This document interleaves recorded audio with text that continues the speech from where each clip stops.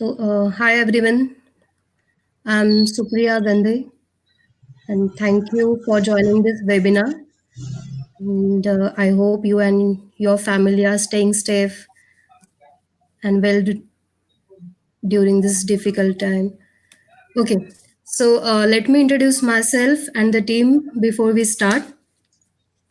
My name is Supriya Gandhi. I'm a sales head US for BizPlus, and I manage all the sales part in the North America region. We have Mr. Suresh Korate. He is a managing director of BizPlus, and Mr. Hanan. He is our technical lead. He is not with us, but yeah. CRM, it's our customer relationship management. It is a business management solution for any enterprise, and we provide complete solution for different models in CRM. We have expertise in providing customized solution to different business as per specific domain. We have clients in all over India, USA, and we are expanding globally. We are now partnered with White Rabbit. They have expertise in providing artificial agency, that is AI solutions. This partnership has enabled us to provide better CRM products with AI capabilities. So that is what about BizPlus CRM. Uh, Now I would like to introduce Mr. Rob and Mr. Jack from White Rabbit, and also request him to continue further. For sure. Thank you so much, Supriya. It's a pleasure. We're very excited to be, partnering with BizPlus. It's going to be a large step forward for us and for yourselves as well. So it's a very exciting relationship coming up. But I'll just introduce myself real quick. My name is Rob Turley. I'm one of the co-founders of White Rabbit Intel, CDO and EVP of Partnerships and Strategy. So it's a pleasure to be here. And before we get in a little further, Jake, please introduce yourself. Sure. Hello, everyone. My name is Jake Riffis. I am the Director of Sales at White Rabbit Intel. I also serve on the Board of Directors. And so very happy to be invited here. Very happy to talk a little bit more about our partnership and really talk about our vision and hopefully what we're trying to accomplish with this. So with that being said, I guess we'll just jump into it. Rob, why don't you start off and kind of share a little bit about our company culture and mission?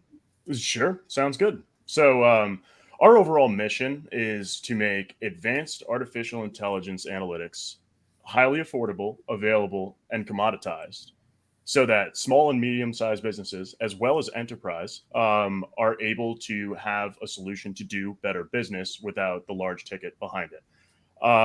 We want to ensure that there's less noise in the market to connect people at the personal level, bringing people back into sales and connecting people who actually want to talk to one another in the sense of this is a good relationship that could be built because it's not about the lead. It's not about how much data is on the lead. It's not about any of that. It's about the quality of the relationship and the potential of the relationship that it has to build. It's about ensuring the right salespeople are talking to the decision makers that have the most in common with them instead of putting the wrong person on the wrong sale for the job. The result is often not nearly as effective when the wrong people are talking to each other because in the end, people buy from people and people buy from people that they like, that they trust, and that they can relate to. And that's the most important part of business because 70% of people actually make decisions in a business based on emotional response, and then it's backed up by the logic. So the product or the service is secondary. The relationship with the person is what they buy because in the market, of course, they have choices, but the experience they have while getting these products or getting helped to buy something is really ultimately the largest benefit to the experience. And our idea is that we want to level the playing field so that small and medium-sized businesses can finally compete with the enterprise overlords, I guess you could say. But it's actually just a fair market at that point, and it makes business better because small businesses are the backbone of most countries.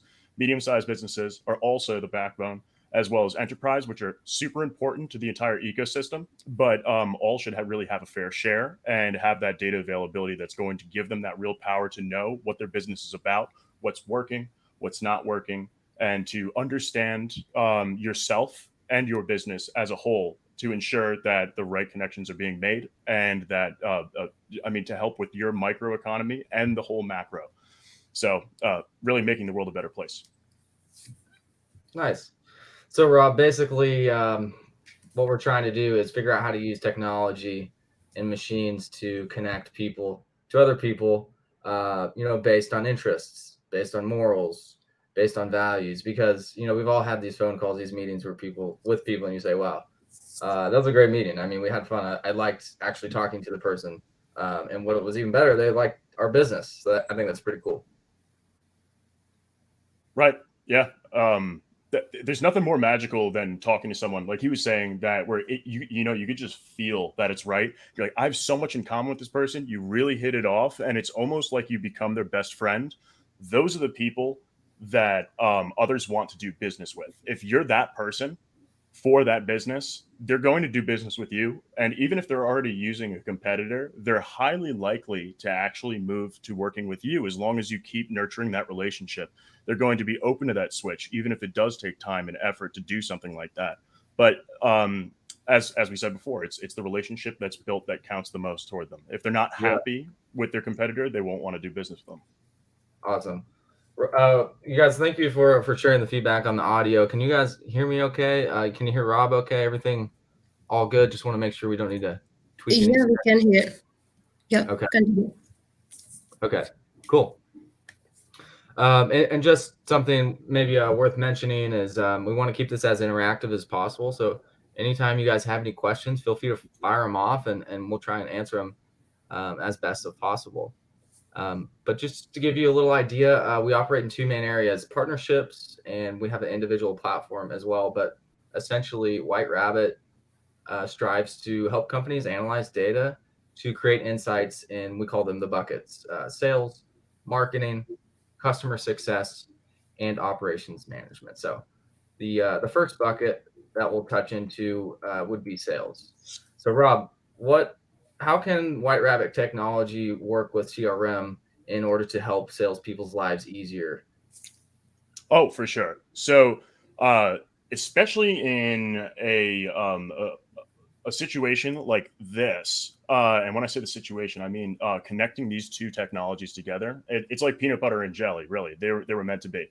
It's taking what is in a CRM, which is pretty much your company's history of successes, sales successes, in one place where you have often the transactionals, you have all the information on them, you have all of the touch points that you've contacted people, you have the seasonality of the sales, you have the longevity of clients.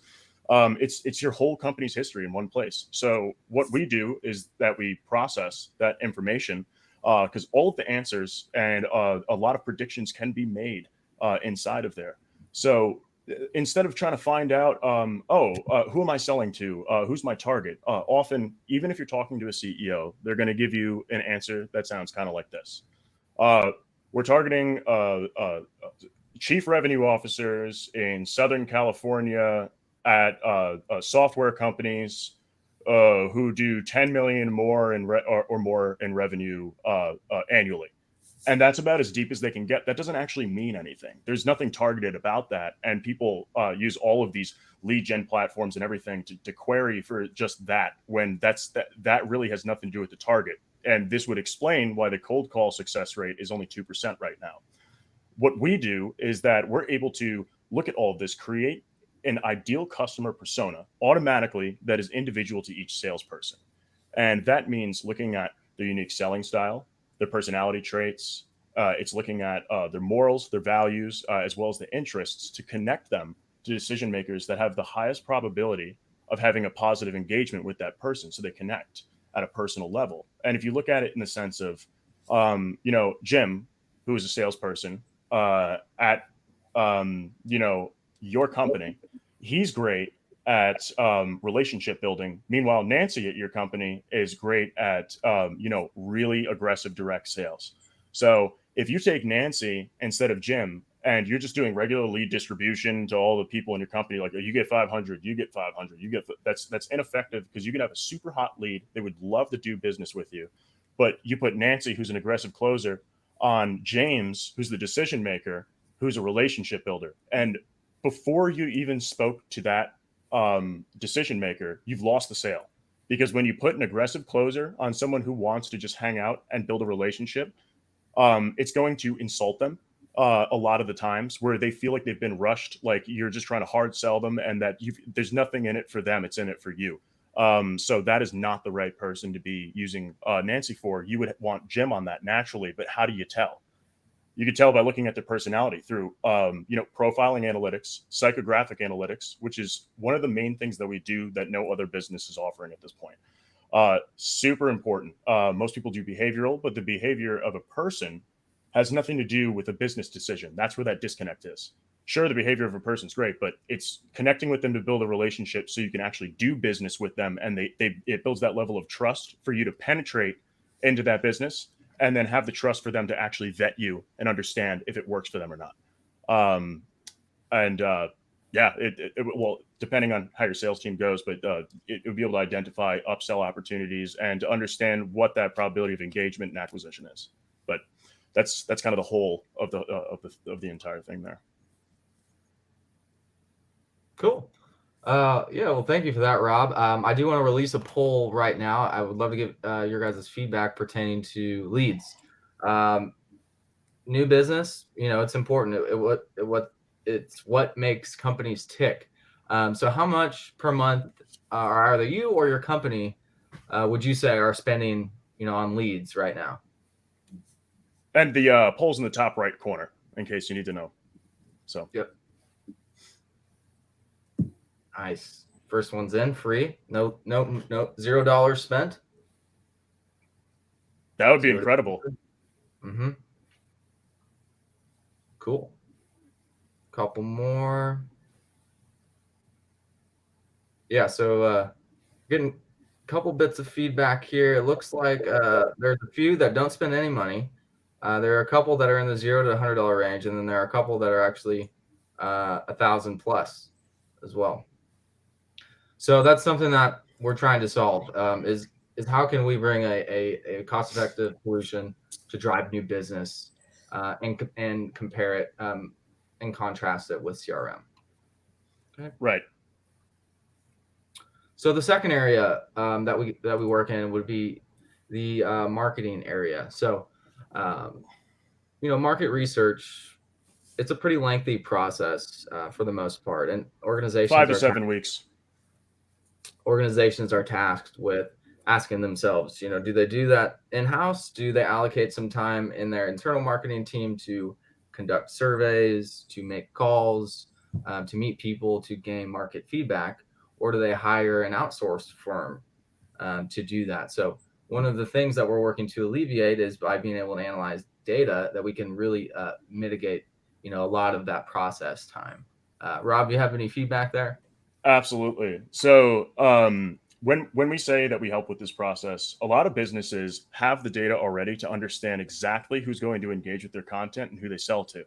But for whatever reason, well, we know the reason, but for whatever reason, people always have to do the drip campaign. Some are faster than others, but it's with constant spend on advertising, constant spend on marketing information, and the people who are actually putting in the effort, right?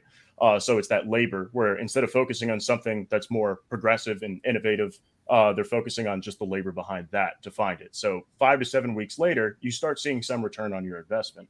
What we do is that if the company does have enough data, which they usually do unless they're brand new, we're able to devise a super granular market research demographic in the average of about 2 minutes and 17 seconds of AI processing time. So turning 5 to 7 weeks into 2 minutes. So you could start at that 5 to 7 week point right off the bat. Something to consider too is marketing channels.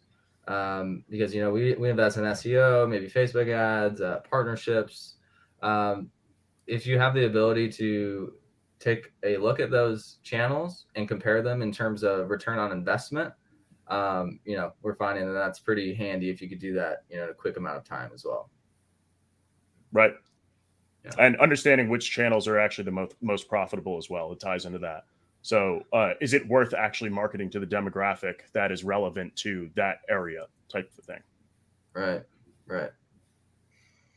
So how long does it take you guys generally? We just threw some stats at you, but how long does it take you guys to run a market research program and where you can look at it and say, wow, these are actually some good reports, and now we can adjust accordingly, in our efforts? It would include that constant guess and check method as well. So the adjustment period, even if you start seeing some results, it's when do you start seeing that return?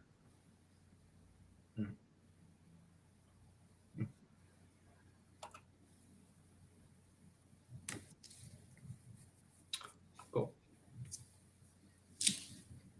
And then the third bucket would be customer success. So this is very important in software is churn. Having the ability to reach out to somebody before they churn. That's pretty powerful. In terms of data and CRM, Rob, what are some good ways in which you can use predictive analytics to really hold on to as many customers as possible? Right. So there's a whole lot. I can get super technical, but I won't.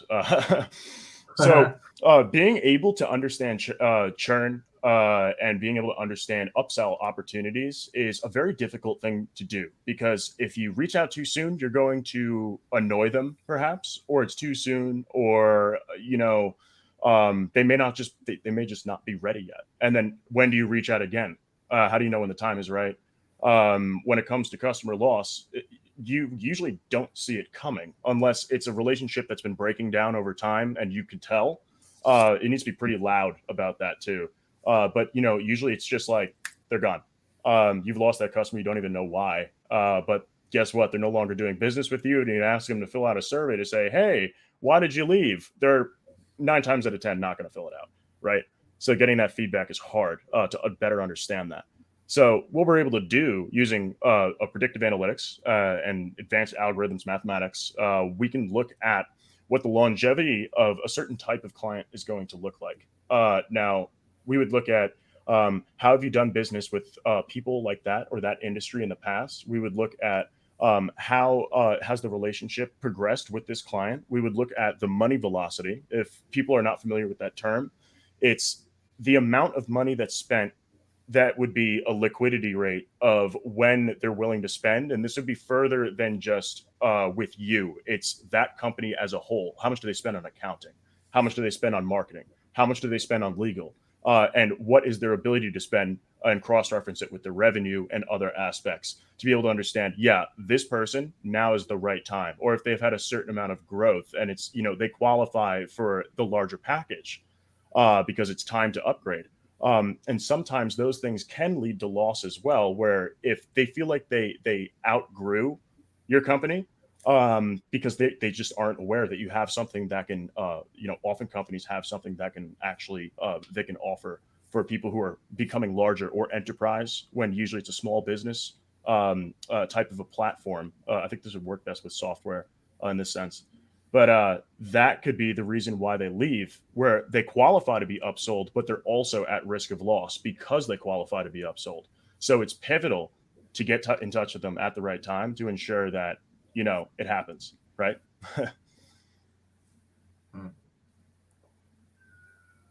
Yeah, that's a good point. That's a good point. So next, as long as you don't have anything, Rob, that you'd like to add, I'll jump into bucket number 4, which Oh, yeah, would please. be the management bucket, which I'd like to start out with a poll. So in your opinion, why are the salespeople in your company, so your salespeople, a good fit for your company? Sure. Nope.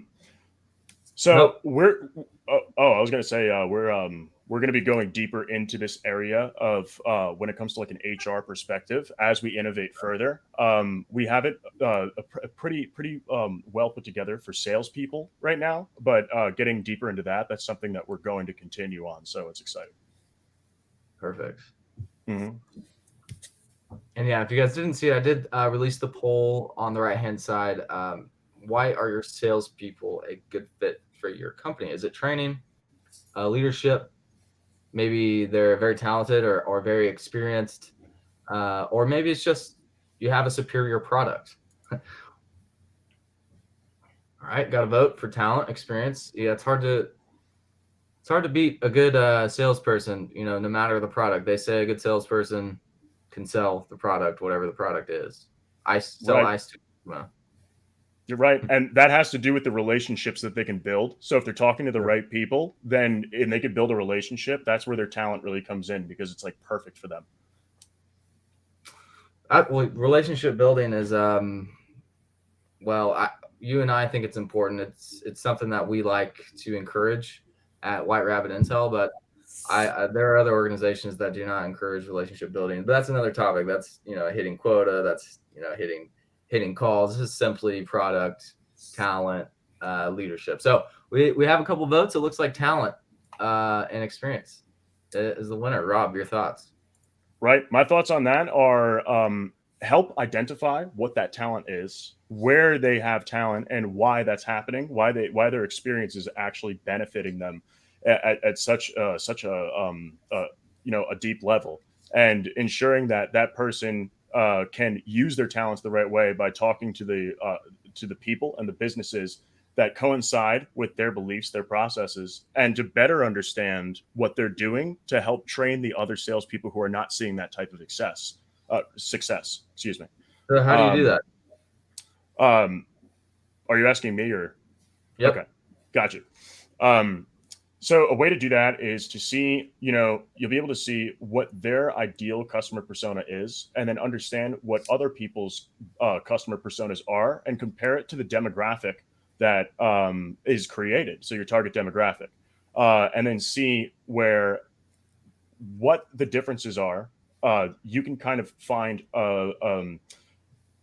what is having that person sell, so what the causatives are, and then what the causatives are for others, and then see what type of approach based on the conversations and the target that you have mean more success, and try to help the other salespersons you have adjust to that type of a process that they're doing. So it's really just learning from the people who are able to do it, but more so in a coaching perspective, not from a training perspective. Training is finite. Training is just something that you tell people what to do. This is the process. Sales is nothing like that.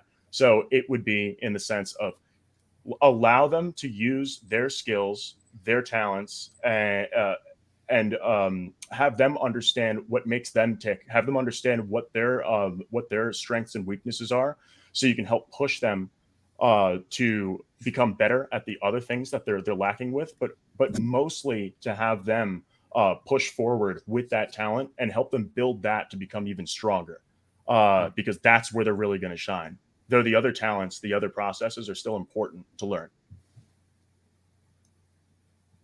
That's awesome. So I'd like to take this time to release our offer. Thank you guys for showing up to the webinar.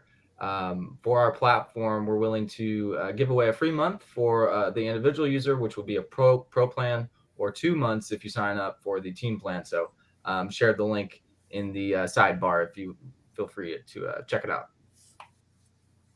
Cool. Yep, that is a registration link, and we'll automatically just give it to you if you sign up. It'll be on your account. The accounts too, like we were saying, we're integrating with BizPlus, so that will automatically have the integration built into that. Though you're registering, you can see that you're registering on our site. It will actually have that capability right off the bat.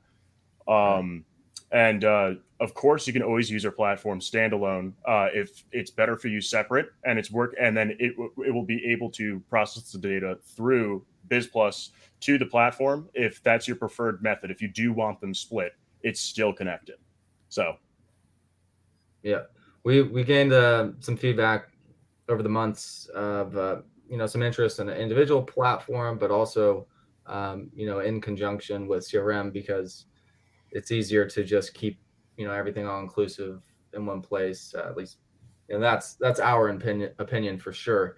But yeah, I think this could be a good segue over to BizPlus team. Suresh, if you have any thoughts on any features that you're rolling out in the future, or any plans of BizPlus worth mentioning, go ahead.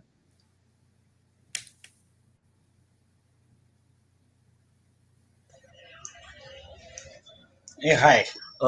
Actually, just we right now in Indian market, we are planning to just scale up with the automation and marketing level. So definitely with the AI, we are just planning with the separate mission. Like no, even if they use BizPlus or not, but we can integrate with the AI with their own system also.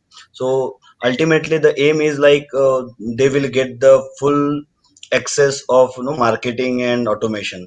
So this is the plan for us right now, connecting the business people with very easy to have the marketplace in their pocket.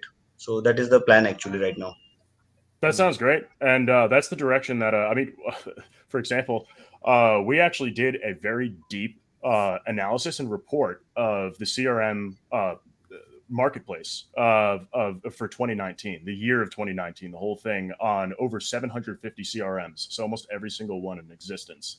And we have that report on where it's going, and AI is going to be one of the most important parts. Where if that's not getting put into the system that someone is currently using, where if it's not available or if it's something that is far too expensive to find the place that's either affordable, available, and to move to a system or to utilize an outside system that will give you these technologies. Because really, the CRMs that are not implementing these technologies they're going to fall off pretty quickly if they don't act on it. I know it sounds bad, but it's based on the research that we found. It's not our opinion. It's based on the facts and the statistics. So it's a great time, and I think that's awesome, Suresh, that you're adding the automation aspect into it as well, because that makes people's lives a lot easier. Not so a lot of people think AI is automation. Not necessarily. AI is often automation, but automation is often not AI. And also algorithms or regression models are not AI either. It's just algorithmic calculation. So AI is something that truly has no bias perspective, and it's looking at the data for what it is from trillions of different points, so that you could devise a solution that doesn't have a defined input and doesn't involve a defined output. So it's not about, oh yeah, I want to see this or I want that. It's this is the reality, and this is something that needs to be understood about your business or about your process or about who you're talking to. So it's really cool to have that type of outlook. So super open, super effective. Yeah, I think it's interesting because over time, AI has been incorporated more and more. We see in companies' processes, but there's a cultural shift almost because leadership kind of needs to accept it. The people that are going to use it on the day-to-day basis need to accept it and understand what it does so that they can relate it to their day-to-day. Um, just some things that we see, on a daily basis. It's just interesting the way that it's going because, as you mentioned, the research says if you don't incorporate it, you might get left behind. Right. And I was going to add too that it's important as well. Where if you want to keep your in-house sales team and to keep them as being effective, because often companies are outsourcing now. They're outsourcing their sales, especially since the crisis. I was speaking to a very large sales outsourcing company today. I'm talking, Fortune 500 sales outsourcing, and they've never been busier where they have so much work. I mean, I was talking to one of the directors there. They're saying almost everybody's working 14 to 16-hour days because they have that much work coming in, because companies are clearing out their sales teams and just outsourcing it. And being able to give your sales team what they need to do their jobs more efficiently, and I mean far more efficiently and far more effectively, that cost will actually be less. If you're using proper AI and automation, that cost will be less for your internal than outsourcing at that point. So it's a good way to hold on to your employees and keep them happy, keep their jobs safe, and overall give them what they deserve to do their jobs better. Um, and that's important to us, at least by values, is taking care of your own before just cutting them out because the dollar is telling you to do so. It doesn't have to. There are better solutions out there than cutting the team. Because it doesn't feel good to fire people. I'll tell you that much. Yeah, it stinks. I think there's a bit of a negative connotation around AI just because it's still kind of new. But I pretty much explain it as a computer that looks at vast amounts of data to realize patterns. Um, in your opinion, Rob, when someone asks you that, how would you answer that question and try and relate it to everyday use without trying to scare somebody? Because you and I know have been in conversations where right. talking about AI, and it can kind of go you could thank Hollywood for that one, because AI, it was pretty much defined that it was the evil thing thanks to the Terminator. Yeah, right. Arnold Schwarzenegger. True. But that AI is really not a scary thing. It's not there to replace jobs. It is there to enable people to do their jobs better, or where their job would be, replaced. It's not actually being replaced. It's taking a lot of the monotonous day-to-day, just, grunt work, and it's taking it out of the way so they can now focus on something more efficient, more effective, and do their job better. Do the things that matter, that push the company forward, not keep the company afloat. Right. That's what's most important about it. And my favorite hashtag is actually AI for good, because a lot of it out there is for good. It's not there to hurt you. It's there to help you, and it's there to truly help you based on what you need. It often knows what you need more than you do, right? Which is really cool.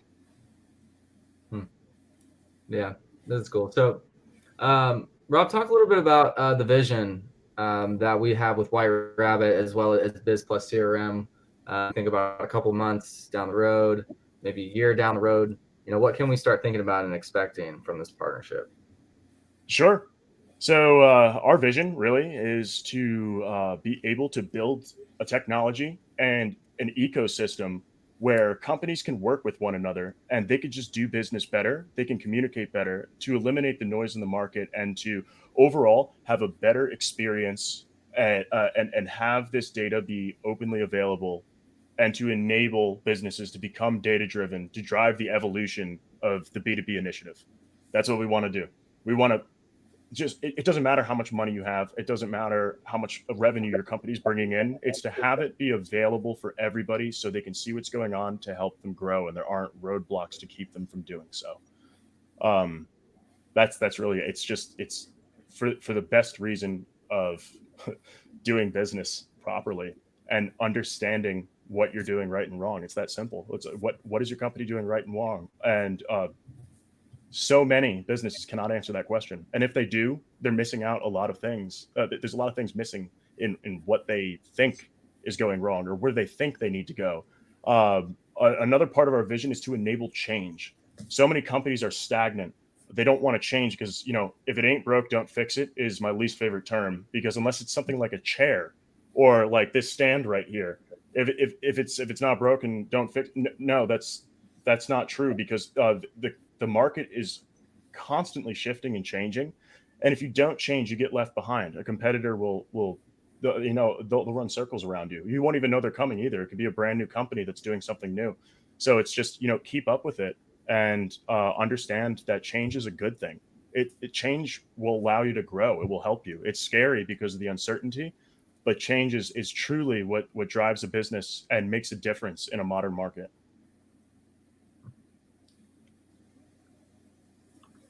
This is true. So as we kind of wrap it up here, keeping it short and sweet, does the audience, anyone from the audience, you guys have any questions that maybe we can answer about any of the content that we talked about? I know we talked about a lot here. Yeah, just please post them in the chat. More than happy to answer them. And that goes for you and Suresh and Supriya too. 100%. Put it in the chat if you have any questions, or just ask us.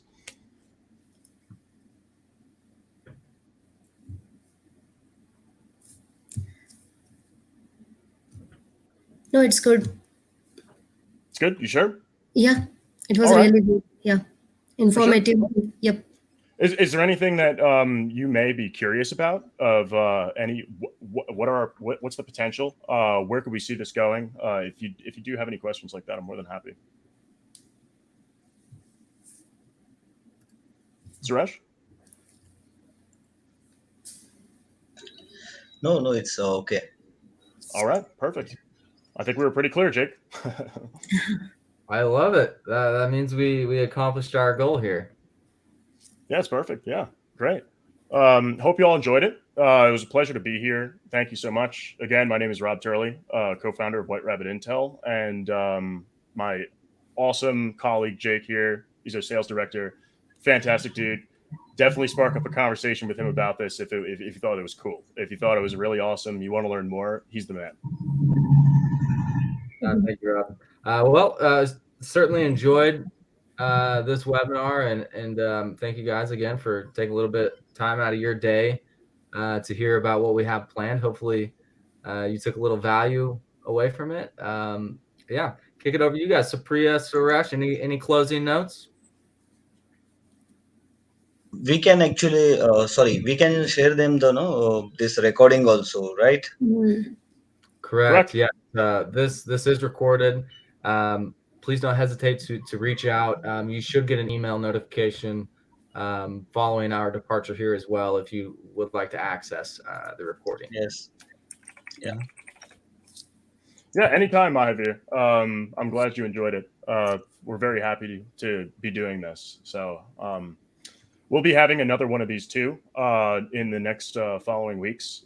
So that if you'd like to learn more, or if you'd like to attend again, see it again, or recommend it to any of your colleagues, it would be good to do so because it's a brand new thing right now. The more we can make people aware that this is going to be available, I think the better outcome that we're going to get to be able to help people achieve their goals. Yep, absolutely. Mm-hmm. Good points. Yeah. Perfect. Great. Yes, perfect. Yeah, great. Thanks, Rob. Thanks all. Yep. Thank you. for See your you all time. later. You have a good night now and morning. Yes. Yeah. Good morning. Yeah. Take care, everybody. Yeah, take care.